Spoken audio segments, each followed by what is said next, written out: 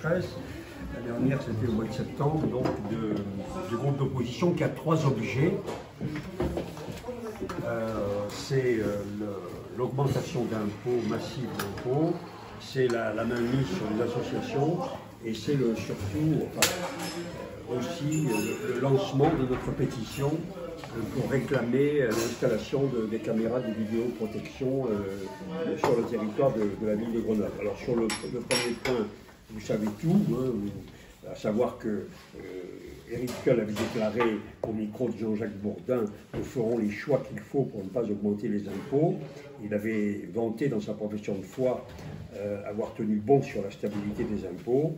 Il avait déclaré, et nous sommes très en colère, quand la municipalité d'Estaing avait augmenté les impôts de 10% en soulignant qu'elle ajoutait à la souffrance des Grenoblois de nouvelles augmentations d'impôts. Et aujourd'hui, il fait bien pire que son prédécesseur en augmentant les impôts suivant ce que les bases vont donner.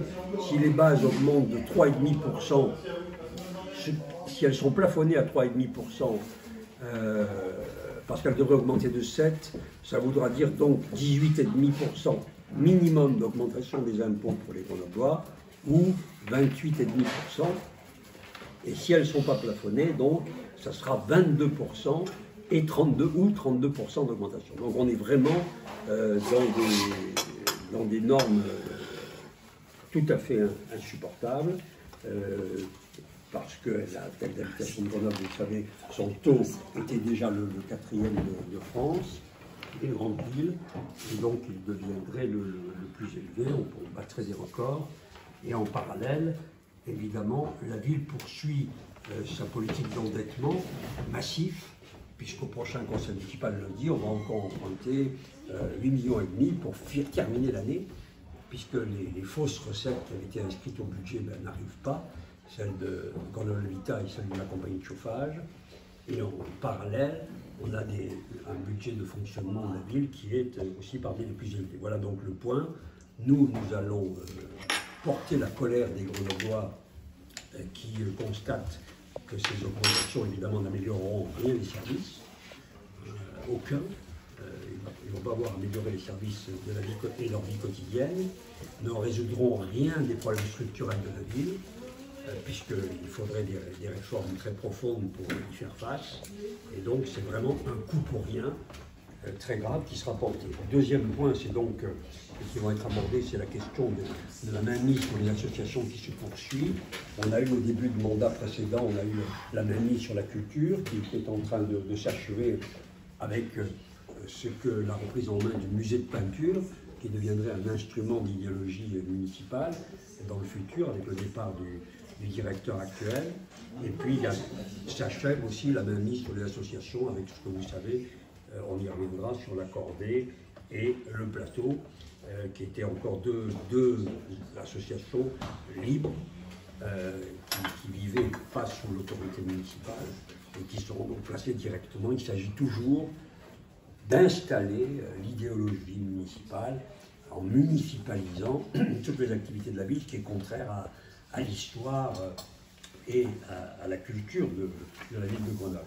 Enfin, le troisième point, parce que là aussi, vous savez que sur les questions d'insécurité, on les a suffisamment abordées. On a même peut-être un peu reproché d'être répétitif sur ces sujets, mais les faits étaient eux-mêmes répétitifs, puisque les victimes sont de plus en plus nombreuses. Grenoble vit dans une situation de sécurité et d'insécurité endémique, et donc on connaît les fusillades, on connaît les faits de violence. Le préfet de l'Isère a lui-même cité les chiffres.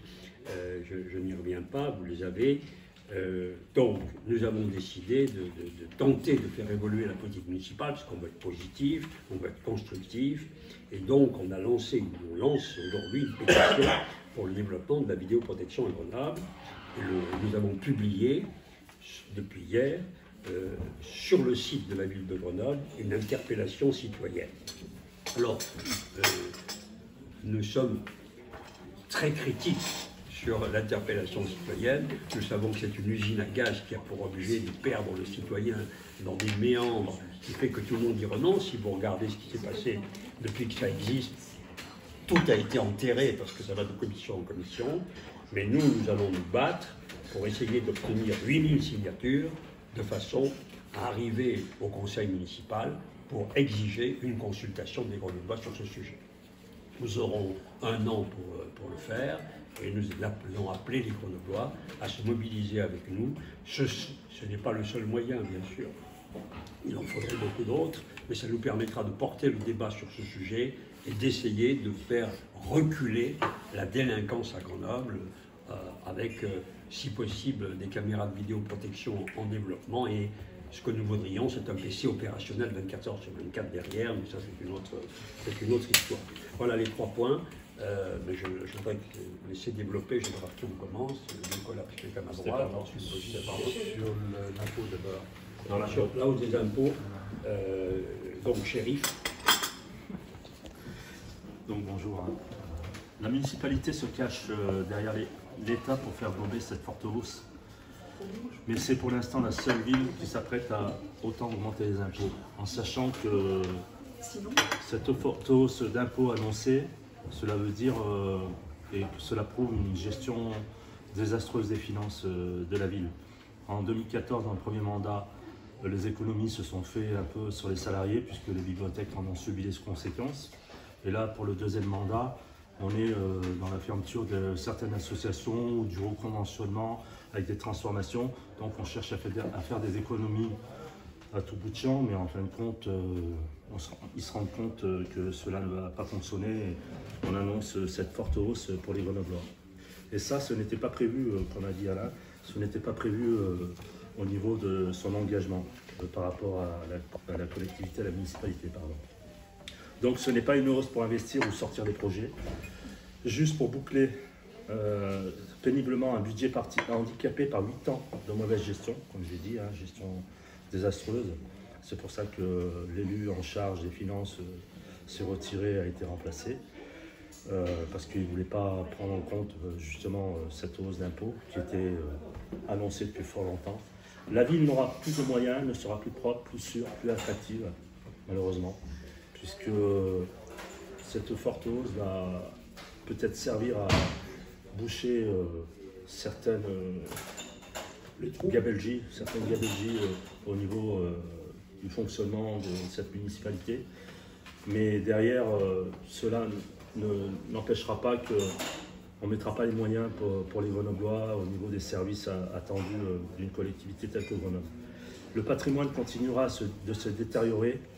Pas plus de moyens pour rénover l'ancien musée de peinture, ça on n'arrête pas de le répéter, hein, les 20 millions d'euros. Ou le palais de sport, on attend toujours l'étude, donc parce qu'elle n'arrive pas, on l'a demandé, l'étude promise d'ailleurs par Éric Piolle. Et la décision d'augmenter pour tenir 4 ans de plus, mais plus personne n'est dupe. Éric Piolle a conduit la ville au pied du mur, et Éric Piolle, ce qu'il faut dire par cette hausse des impôts, nous a menti. Nous a menti à nous, dans l'ensemble des Grenoblois, mais aussi à l'opposition. Merci, shérif. Et donc Dominique Spini va développer la pétition. Donc là, oui, je vais développer le lancement d'une pétition pour la vidéoprotection. Alors, vous le savez, le groupe a lancé une pétition pour le développement de la vidéoprotection à Grenoble via le dispositif d'interpellation citoyenne. Alors, depuis le début du mandat, Éric Piolle rejette systématiquement notre plan sécurité, qui était justement la vidéoprotection, le centre de surveillance urbain, l'armement de la police municipale et le contrôle des attributions de logements sociaux. Alors, ce dispositif d'interpellation citoyenne est quand même une tartufferie, puisqu'il faut pour que une pétition arrive sur le bureau du maire qu'il y ait 8000 signatures. Et une fois ces 8000 signatures acquises, il faut passer par un référendum où il y aurait au moins 16 000 votants. Donc autant dire que c'est une mission impossible et inatteignable. Cependant, on va utiliser ce système d'interpellation citoyenne pour remettre le sujet sur la table et forcer la main de la municipalité afin d'installer ces fameuses caméras de vidéoprotection. Alors, qui peut signer cette pétition? Tous les Grenoblois de plus de 16 ans, ceux qui payent des impôts à Grenoble, commerçants, propriétaires. Et on vous invite, le groupe vous invite vraiment à toutes et tous signer cette pétition si vous voulez retrouver enfin une ville sûre et véritablement sereine.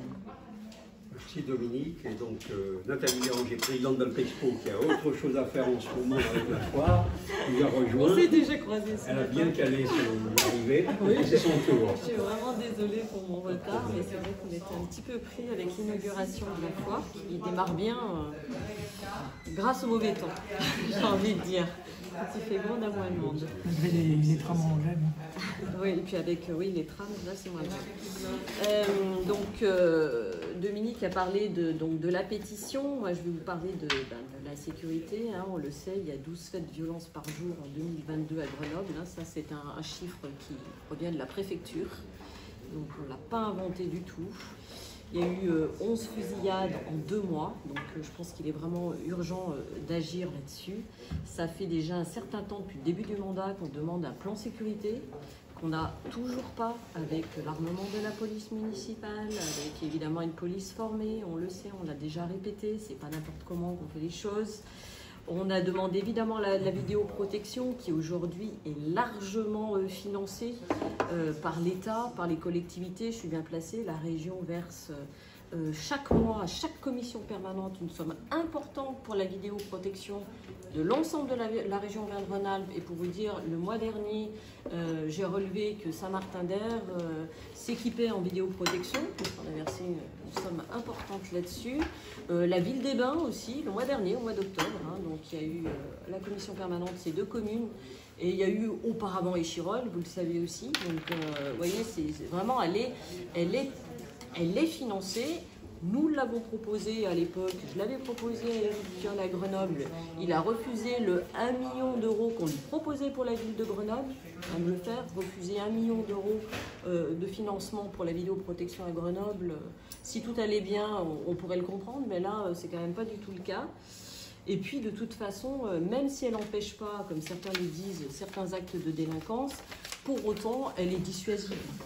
Elle est dissuasive et elle permet en tout cas, quand il y a des actes de délinquance, de retrouver les personnes qui sont à l'origine de ces actes. On le sait, on le voit tous les jours dans la presse, à chaque fois il est dit, on a visionné, on a pu reconnaître un tel ou un tel, il a pu être arrêté à tel ou tel endroit.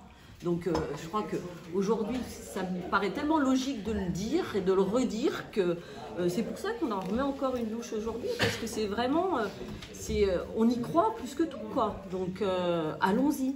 Donc on le repropose encore une fois. Et puis on a noté aussi les actes de délinquance, évidemment, pour les taggers, les dépôts sauvages, etc. C'est pareil, de la même manière. La vidéoprotection dissuade. Quand on a une caméra, on évite de déposer n'importe quoi, n'importe où. Et on évite de taguer des commerces, de taguer des immeubles. Voilà. Donc voilà, pour moi c'est très simple. Et pour nous c'est très simple. Donc on le redit encore. Et comme on a proposé cette pétition, c'est l'occasion aussi de le rappeler. Merci beaucoup Nathalie. Donc on a donc le troisième aspect que j'avais évoqué, pas dans cet ordre, mais c'était la question associative. Nicolas Pinel connaît bien ce dossier. À la fois on demande plus de sécurité, mais à la fois on demande aussi plus de prévention. Et aujourd'hui on voit bien que Éric Piolle est en train de démanteler le réseau d'éducation populaire, qui est quand même un des facteurs, un des outils de prévention, notamment dans les quartiers. Quand on dit éducation populaire, quand même, ce qu'il est en train de démanteler, c'est tout un réseau d'associations qui sont constituées à la fois d'habitants, à la fois de jeunes, à la fois de professionnels, qui sont issus d'un espace de vie. C'est le cas à Mistral, c'est le cas à l'Arlequin, c'est le cas à la Mutualité avec le nord de la place Jean Moulin, qu'il est en train en fait de démanteler progressivement. C'est-à-dire qu'il est en train de mettre à bas toutes ces associations. Alors, l'intérêt de ces associations d'habitants, quel est-il par rapport à une municipalisation à outrance? Des habitants, ça veut dire qu'on mobilise concrètement les habitants autour de leur quartier et qui sont capables de mettre en place normalement, de façon très réactive, des solutions. Quand on est sur une association d'éducation populaire, sur un espace de vie, je prends par exemple l'Arlequin, Mistral pourrait être, on va prendre le plateau Mistral. Concrètement, ils voient des choses, ils vivent des choses au quotidien, et immédiatement, ils sont capables de mettre en place des actions qui permettent d'identifier tel ou tel groupe de jeunes ou tel groupe d'habitants. Voilà. Et aujourd'hui, c'est ça qu'on est en train de détruire. Donc, je parlais du plateau avec le non-reconventionnement du plateau dans le cadre des subventions. Ça veut dire concrètement, au 31 décembre, le plateau met la clé sous la porte. Ça veut dire 11 salariés permanents aujourd'hui, plus tous les vacataires qui interviennent sur les vacances scolaires, les étudiants, etc., qui travaillaient pour le plateau. Idem pour l'accorder sur l'Arlequin. Et il est en train de faire progressivement la même chose sur la MJC Mutualité, où il est en train de brider la progressivité et de faire fermer des champs d'activité de la mutualité. On voit bien que ces trois lieux, on ne peut pas dire qu'aujourd'hui on brille par des réussites. On voit bien que ce sont des lieux qui sont à l'abandon, c'est-à-dire en termes de prévention, en termes d'apport éducatif, et qu'au contraire, il faudrait renforcer ces dispositifs-là. Et ben non, on leur coupe la tête. Et ça, alors je voudrais intervenir par exemple sur l'Arlequin, sur la Cordée, le cas particulier de la Cordée. Elisa Martin, quand elle nous avait présenté le projet de l'équipement jeunesse de l'Arlequin, qui va être construit devant 50 galeries de l'Arlequin, à la fois en commission, mais à la fois en conseil municipal, je l'avais interrogé et je lui avais demandé si cet équipement jeunesse allait appeler à fermer les associations d'éducation populaire avoisinantes, la MJC Prémol, la Maison de l'Enfance Prémol, la Cordée. Les yeux dans les yeux, à plusieurs reprises, elle m'a dit « il n'en est pas question, nous ne les toucherons pas ». Voilà. On voit bien que, et ça, la dernière en date, je crois que c'était au mois de juin ou avril, enfin il faudrait regarder, on voit bien que 6 mois plus tard, ils font exactement l'inverse. Concrètement, ils sont en train de municipaliser toutes ces associations socioculturelles qui sont des associations d'éducation populaire.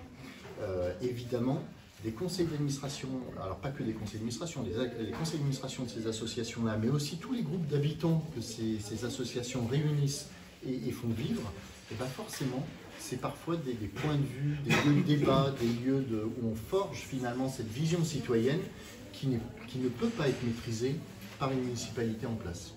Voilà. À noter quand même que ce réseau-là, il avait été construit par Hubert Duboudou, il avait été amplifié et pérennisé par les municipalités Carignan. Michel Descaux, au premier mandat, avait essayé de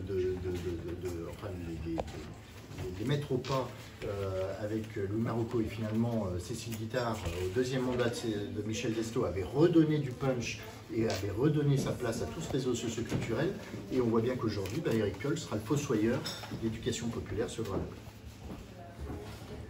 Merci Nicolas. Donc, dernier aspect de ce sujet qui concerne le secteur culture, vous avez lié, Brigitte Boer.